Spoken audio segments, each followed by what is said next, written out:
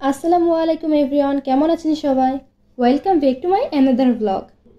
ইউটিউবে ভিডিও দেখতে দেখতে হঠাৎ করে এত সুন্দর ফুলগুলো যখন আমার চোখের সামনে চলে এলো, আর আমি তখনই ভেবেছিলাম ফুলগুলো আমিও বানানোর ট্রাই করব। দেখতে কিন্তু বেশ ভালোই লাগছিল।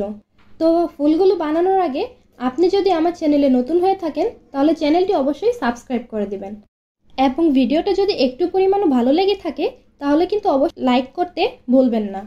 আমি আগে থেকে 3টে ফুল বানিয়ে রেখেছিলাম।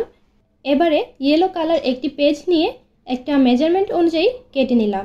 এরপর বন্ধ পাশটায় কুচি কুচি করে কেটে নেব।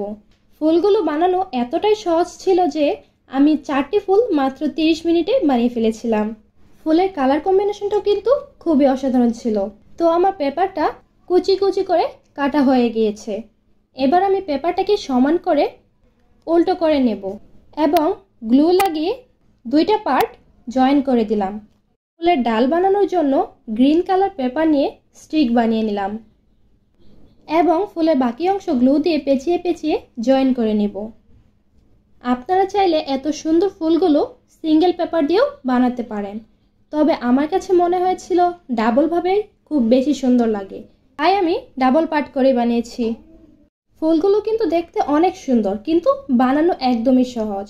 তো ফাইনালি আমার ফুলগুলো রেডি। কেমন লাগছে অবশ্যই কিন্তু জানাতে ভুলবেন না।